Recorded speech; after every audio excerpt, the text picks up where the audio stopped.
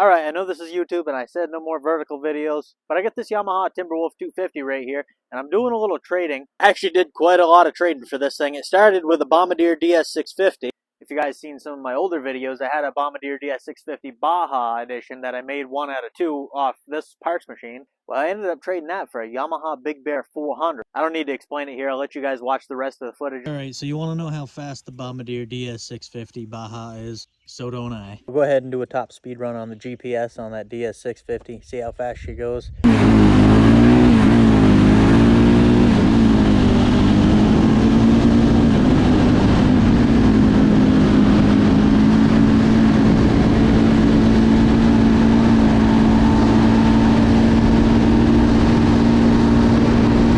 I think the DS might be history today. Somebody's coming in a little bit to check it out. We're supposed to be trading. He's got a Yamaha Big Bear and a R.ovitt Thundercat snowmobile. So we're going to see how that trade works out. Well, here she is. 2002 Yamaha Big Bear 400 Buckmasters Edition. This thing does actually run pretty well.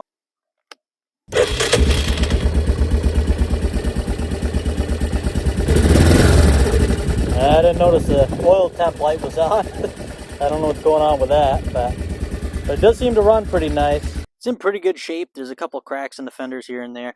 As you can see, the wheel's off. It does need the wheel bearing replaced on this side. He's got the shaft and everything out of it, but that's no big deal. I also noticed that there is a crack case, must be, because there's some JB weld on this. I got a couple 400s. I can steal the side cover off anyways. But overall, it's in pretty good shape. I like it. I haven't actually seen the Buckmasters Edition on the Big Bear before, so that's pretty neat. It actually came with a brand new set of rear tire chains, Kimpex tire chains, and that's the hub. He's already replaced the bearings, it just needs to be installed back on there. Obviously going to need a new rotor for this thing. And then he's got a brand new bearing for the other side. Then over here we got a 94, I think, R.ovitt Thundercat 900 triple. I have not heard this thing runs. He said it runs, so I'm going to take his word for it. I was mainly trading for the Big Bear, but let's see, he took this off the roller maybe. Yeah, 900 triple. This thing's probably got some power. Let's go ahead and see if we can fire her up.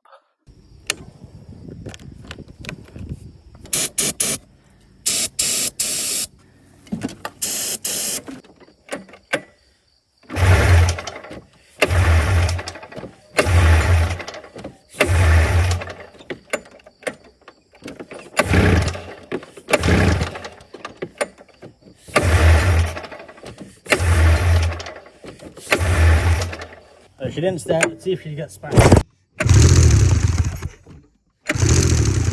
She's got spark. I guess we just need some fuel now.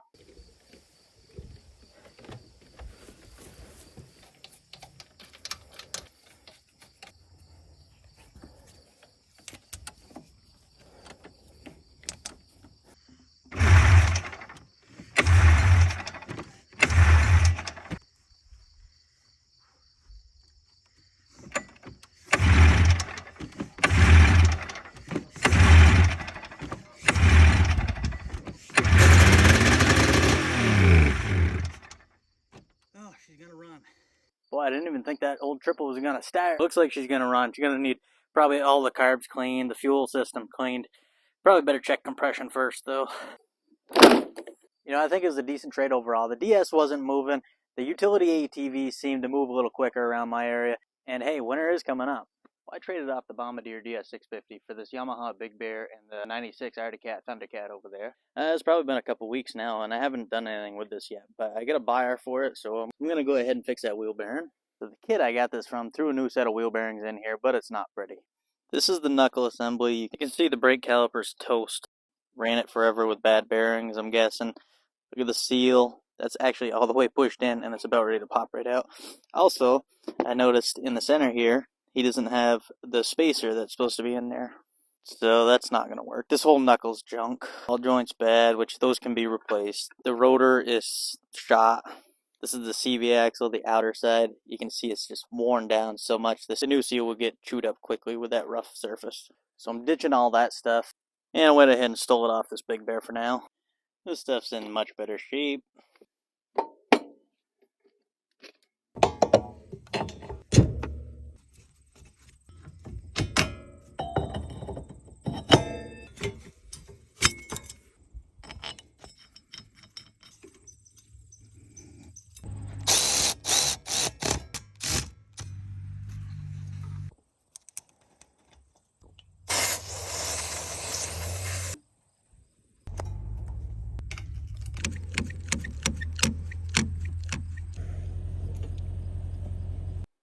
Nice, couple bleeds, and now she's right back to perfect.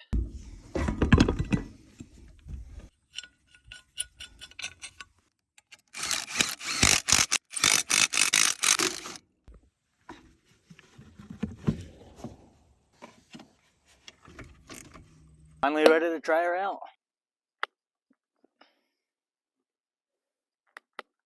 Battery did. Look at what I found in here. They have zip ties holding the negative wires on. Positive tight, but the negative zip tied. It never surprises me what I find on some of these machines. Let's go ahead and get an actual nut in there. Well, that should be better.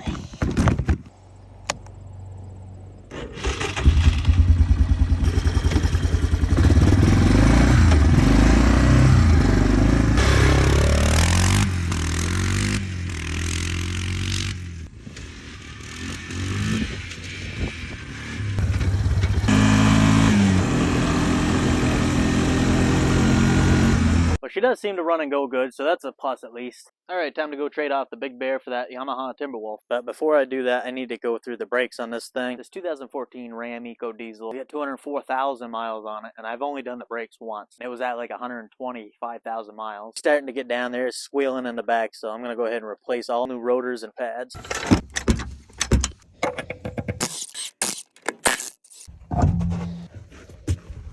Just starting with the front here, these are certainly not worn down as much as the rear. However, these still have over 80,000 miles on them.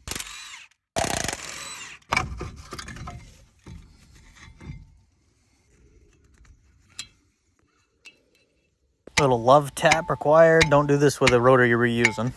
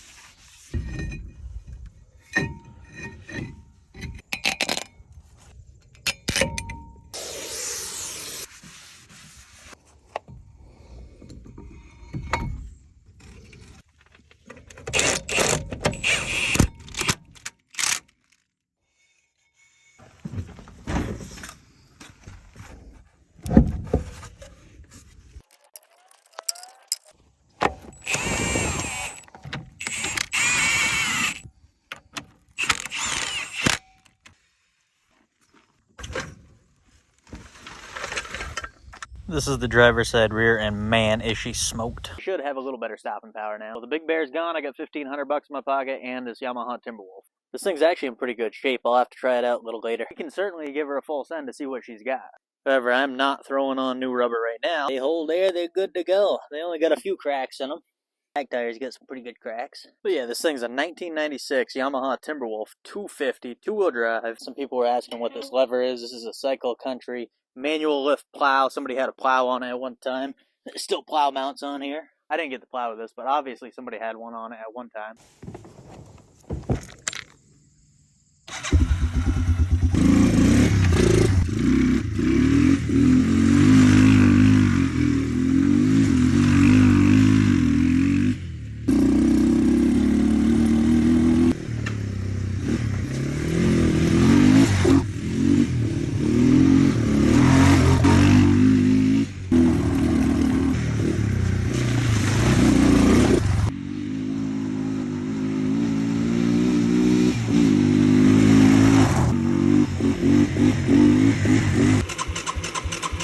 Well, tip of the day, guys, always check your gas before you go riding.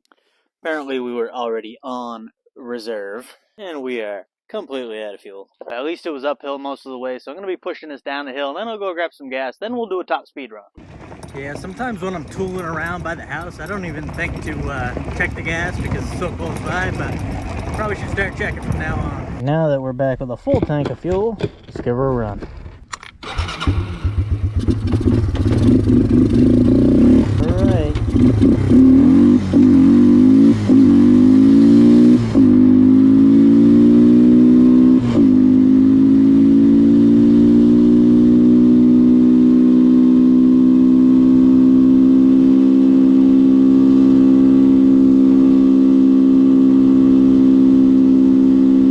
250 is pretty fun, but 44 miles per hour on the GPS is max unless you put some bigger tires on that thing. That thing was screaming at 44 miles an hour. And now we're back to the day. I thought you guys might enjoy watching all the trades and everything I did to get this machine, and now I'm trading for that Yamaha Warrior.